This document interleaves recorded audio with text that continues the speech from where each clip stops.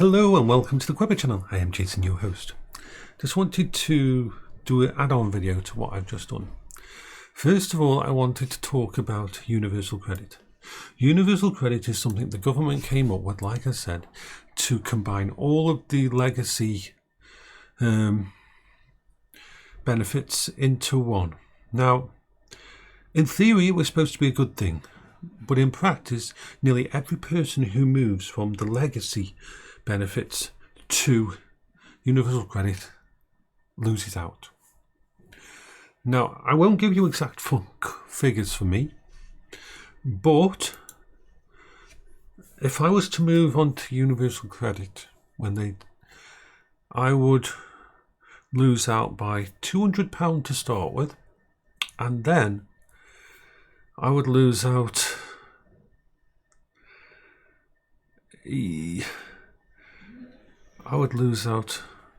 another almost £300 over time, because I've got severe disability premium.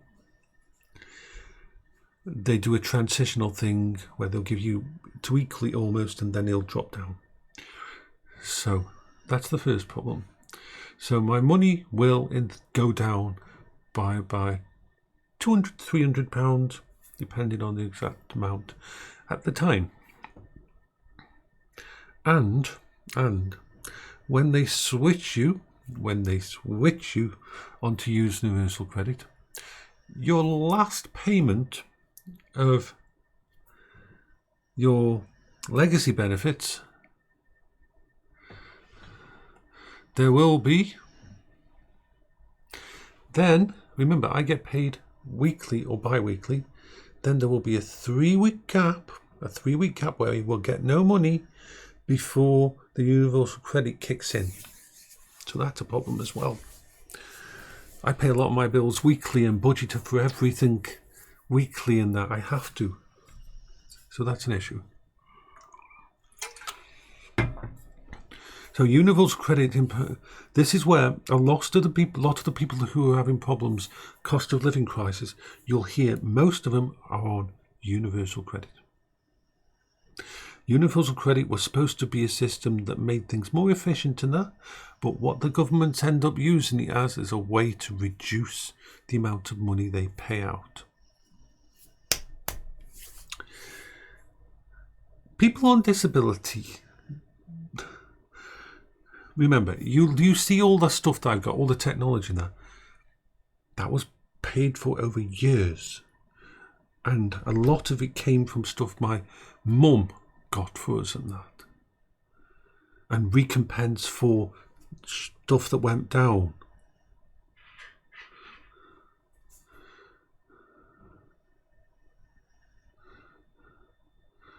And remember, all of that stuff is part of my disability to help me cope. So that's the one problem.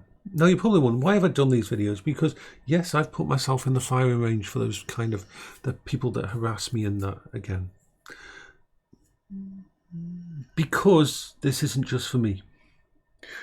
Just about every single person who goes onto universal credit or has to do a disability review goes through hell. Just about every single one goes through hell. Remember when I was advised, basically told by my GP and by the doctor that I needed to apply for this, back in 2019, every single one of them said, you'll probably be denied and then we can help you with the appeal. It was so normal to get denied on a review or to get denied on a claim because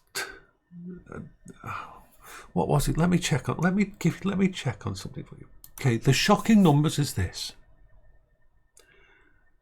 7 out of 10, that's 7 out of 10 claims and reviews that get denied. So 7 out of every 10 win on appeal without any extra evidence.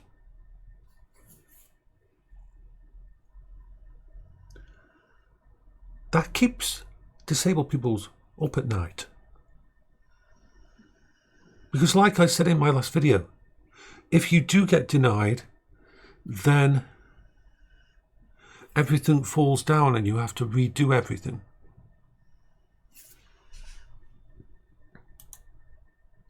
That's from Disability Rights UK.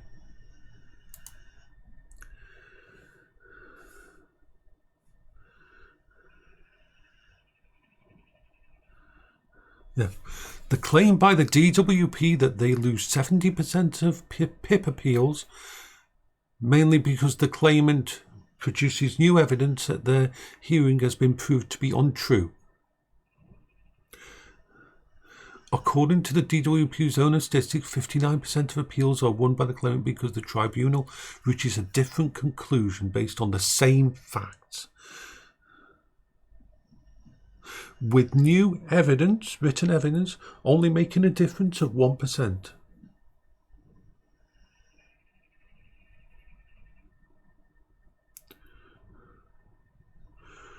So yeah.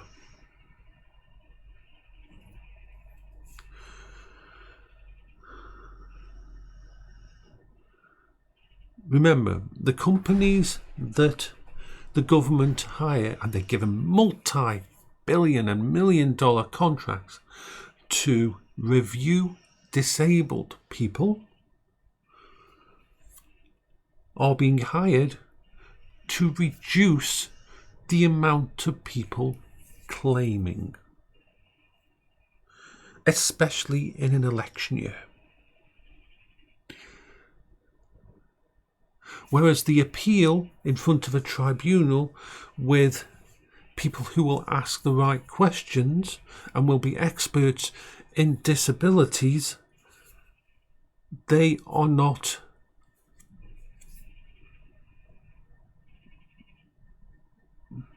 paid by the government to remove you. They are a different part. And this is why it is so stressful for people. People who haven't ever been on disability, people who haven't ever faced this kind of persecution, don't know what it's like to be in this situation.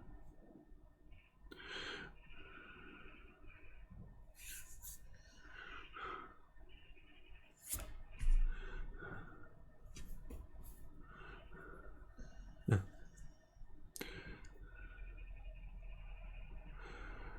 So basically, and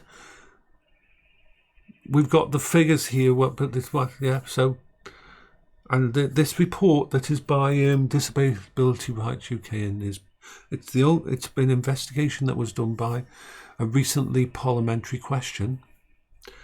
Actually shows it's even worse.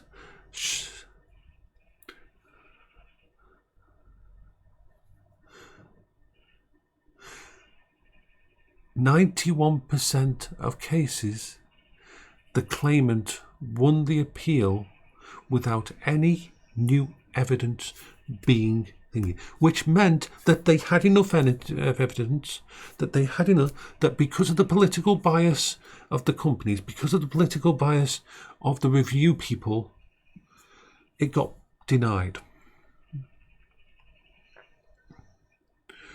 But as soon as it went to appeal,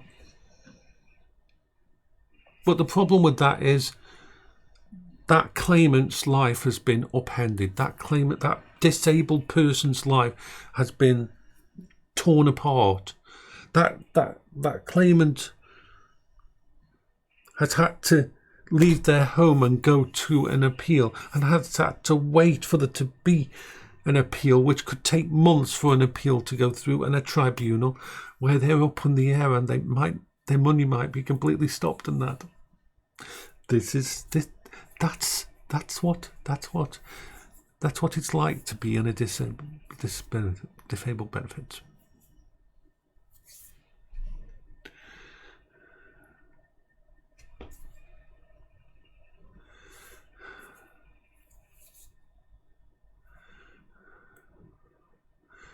How could someone like me cope with going to a tribunal?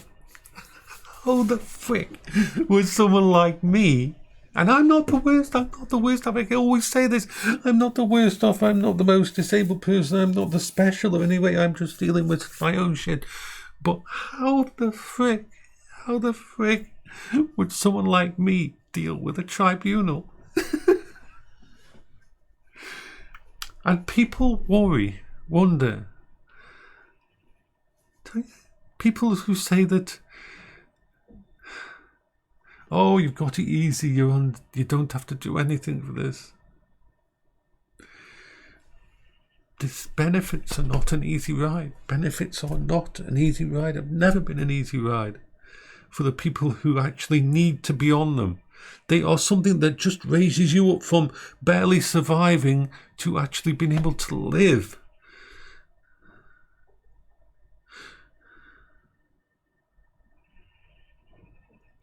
A society should be judged not on its prowess, not on its GDP, not on its technology breakthroughs, but how it treats the weakest, how it treats its most infirm, how it treats the people at the bottom.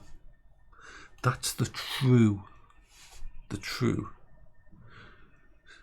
show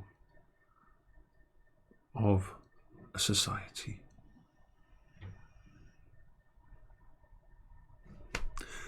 This is Jason for the Quiver channel.